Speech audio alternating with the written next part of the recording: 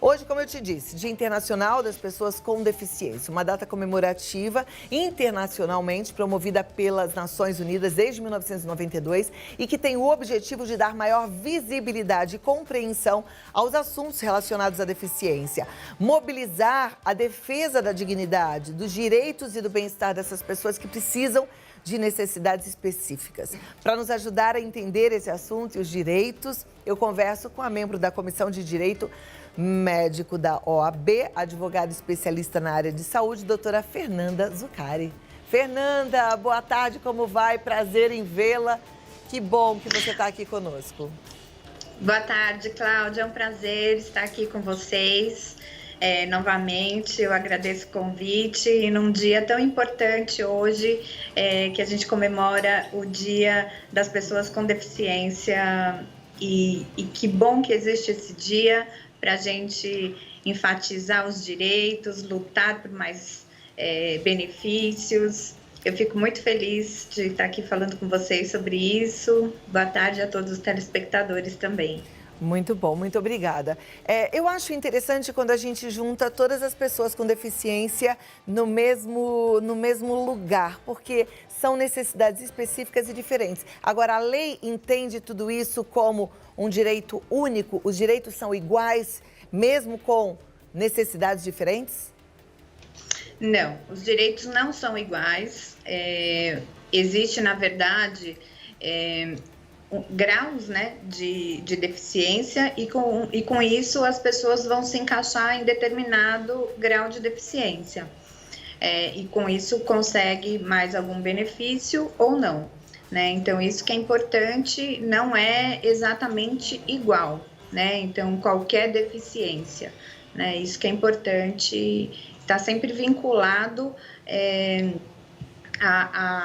ao que realmente a pessoa consegue fazer dentro dessa tabela que existe dos benefícios com as pessoas com deficiência. Ok. Então vamos pensar assim, de modo geral, qual é o direito principal que as pessoas com deficiências têm e muitas vezes ela não sabe, talvez tenha alguém que não saiba agora? Olha, um ponto importante é a isenção de impostos como IOF, IPTU, IPVA, né? Isso é importante. Alguns benefícios, como transporte gratuito, isso é importante também as pessoas saberem. Algumas prioridades nos órgãos públicos e privados, como maior rapidez na tramitação de processos judiciais e administrativos. As pessoas podem, sim, pedir a prioridade por conta da pessoa com deficiência, garantia no embarque e desembarque nos pontos de parada de todos os transportes públicos, acesso a canais de comunicação para atendimento na relação de consumo, prioridade no recebimento da restituição do imposto de renda, preferência no atendimento em quaisquer circunstâncias de socorro e no atendimento de qualquer serviço voltado ao público. O direito de preferência também é extensivo ao acompanhante, porque muitas vezes o acompanhante que vai estar ali do lado da pessoa com deficiência e precisará fazer esse acompanhamento, né? Tem também algumas coisas como meia entrada, o pagamento de meia entrada em eventos culturais. Existem vagas específicas para deficientes. As empresas são obrigadas a disponibilizar essas vagas. Existe aposentadoria especial. E é necessário também existir um saque especial, né, para o consumidor PCD, ele ter facilidade de reclamar também. Se você for pensar numa pessoa que perdeu a visão, ele não pode ter um saque igual a um outro saque normal. Assim, senão ele não conseguiria ter acesso a isso, né? E importante também a gente dizer que a população, de uma forma geral, a gente ganha muito com essa inclusão, né? Antigamente era muito difícil nas escolas nós termos crianças com PCD cadeirantes, com síndrome de Down, com autismo. E hoje, essa inclusão, as crianças de hoje, né, as crianças que nasceram já nesse pós-estatuto da pessoa com deficiência, onde as vagas nas escolas foram garantidas, as escolas tiveram que se adaptar, essas crianças ganharam muito mais, né? Diferente de uma geração passada, que não havia, essas crianças não iam para uma escola normal, né? Essas crianças iam para uma escola especializada. Então, as crianças hoje, elas ganham muito, né? Então, você vê, não existe preconceito por conta delas, né? É difícil você ver o preconceito pela criança, que já está acostumada, já tem um colega com síndrome de Down, com autismo. Então, isso gera muito mais generosidade, empatia. Isso as crianças, de um modo geral, ganham muito. Perfeito. Né? Então, pode continuar. Então, por isso que eu vejo isso como uma coisa muito positiva. Recentemente, nós tivemos agora, no dia 1º, o ministro Toffoli, ele suspendeu, na verdade, uma decisão que as escolas, a partir de 1º de janeiro, já seriam divididas, né? Já seriam escolas para crianças com PCD. Isso. Então, assim, as escolas já não seriam mais obrigadas, né, a receber essas crianças com PCD. Né? Então, existiriam escolas especializadas, né? E essa é uma discussão que hoje tem sido muito grande e está muito em voga hoje na sociedade. Até que ponto isso é realmente bom para o PCD e também para as crianças, até que ponto isso não é um retrocesso para a própria inclusão, né?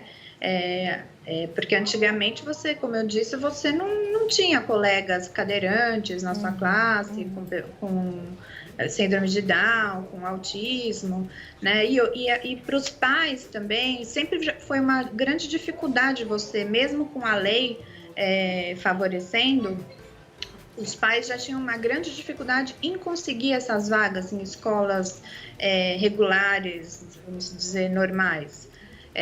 Então, os pais já tinham essa dificuldade, porque quando era uma criança com PCD, muitas vezes essas vagas sumiam, e quando não eram, essas vagas existiam. Então, isso, a sociedade como um todo pode perder. Então, agora no dia 11, isso entra em julgamento no STF. Existem várias vertentes que são favoráveis e outras desfavoráveis, e daí a gente vai conseguir ter uma palavra final aí sobre isso. Perfeito. Sobre se realmente vão voltar essas escolas especiais ou não. Ótimo. E eu vou te fazer 2 pedidos.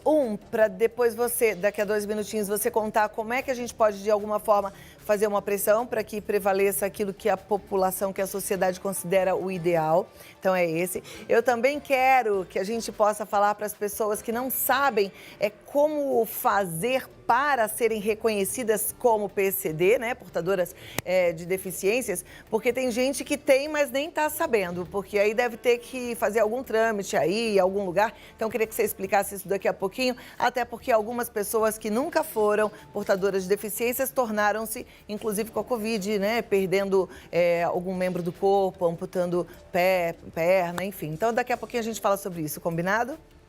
Combinado, Cláudia. Até já, 2 minutos. Vamos fazer o seguinte, continuar aqui o nosso bate-papo com a doutora Fernanda, aprendendo sobre os direitos das pessoas com deficiências.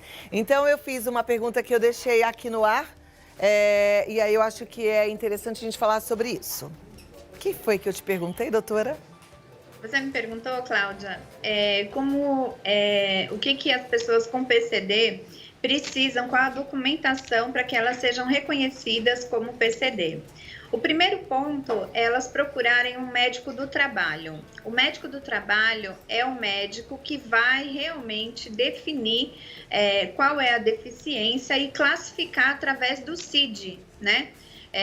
que realmente qual é o tipo de deficiência, qual é o grau de deficiência, se é algo de audiometria ou um laudo oftalmológico. Então, o primeiro passo é procurar um médico do trabalho para que ele sim ateste através de um exame clínico detalhado quais seriam essas limitações, na verdade, essas deficiências, e também classificar através do CID e quais seriam essas deficiências. Então, precisa ter no laudo médico, um laudo médico realizado pelo médico do trabalho com o CID e descrevendo claramente o que é, qual é, se é uma deficiência leve, moderada, grave, o que impede essa pessoa de fazer. Quanto mais informações constar nesse laudo, mais fácil vai ficar depois para esse paciente entregar esse laudo e pedir eventualmente toda a documentação necessária. Ok, e aí com a documentação na mão, ele simplesmente tem o abono desses impostos que você falou e tudo já acontece? Ou ele mesmo assim tem que dar entrada em algumas outras, departamentos? Mesmo assim, ele precisa da entrada, é um processo ainda burocrático, ele precisa da entrada nesses órgãos, se for para fazer uma faculdade, através de lei de cotas, vai ter um processo diferenciado, se for uma isenção de veículos. Hoje também nós tivemos uma modificação para obter essa isenção de impostos para aquisição de veículos, então isso já não atinge mais os pacientes, os PCDs leves, só os moderados e graves. Então, quem tem uma deficiência leve hoje, com a legislação nova, também já tem mais dificuldade. E é importante dizer também, Cláudia, que para as pessoas procurarem seus direitos, né? Então, assim, se realmente tiver muita dificuldade em ter essa acessibilidade que precisa ser de uma maneira clara, transparente e célere e rápida, né? Porque a pessoa precisa disso, até obtenção de medicamentos de alto custo, que procure um advogado, procure seus direitos para fazer valer efetivamente a legislação que hoje nós já temos e precisamos aplicá-la melhor. Muito bem, doutora. E eu perguntei também dessas pessoas que recentemente tiveram alguma perda, né, e que viraram PCD, que não conhecem nada da lei. Então, vamos pensar aí em pessoas que tiveram que amputar um dos membros. Tem um direito especial para elas? Exatamente, tem sim. Ela precisa procurar um médico do trabalho para que ele faça um laudo para constatar o grau desse PCD, né? Se é leve, moderado, grave, o que efetivamente ocorreu, quais movimentos ele perdeu. Então, o primeiro ponto é procurar um médico do trabalho e que esse laudo seja o mais detalhado possível com o CID, né? Isso é muito importante para ele obter tudo: bilhete único, aposentadoria especial, vagas através de cotas, tudo isso é muito importante. Então, esse laudo inclusive, é uma das definições do decreto 3298 de 99. Então, a gente precisa, sim, cumprir isso e fazer procurar um médico do trabalho para que ele relate isso. Por exemplo, mulheres que tiveram câncer de mama e até já se curaram. Muitas vezes essas mulheres, elas perdem um pouco da mobilidade do braço, não fica igual, né? Então, isso também, as mulheres não sabem, mas isso também é motivo para você procurar um médico do trabalho e pedir um laudo, sim, porque muitas vezes você já não tem mais a mesma força por conta de toda a cirurgia, de todo o tratamento que você fez. Então, isso é muito importante. Tá ótimo. Doutora, muito obrigada. Foi um prazer conversar contigo e aprender sobre esse assunto tão sério e importante. Até a próxima oportunidade, viu? Eu que agradeço, foi um prazer enorme e eu estou à disposição de vocês. Um abraço a todos. Abraço também. Olha, a doutora Fernanda Zuccari, ela tá no DR Fernanda Zuccari no Instagram e no Facebook é só Fernanda Zuccari, tá bom? Você encontrando lá tem todos os contatos para facilitar a sua vida.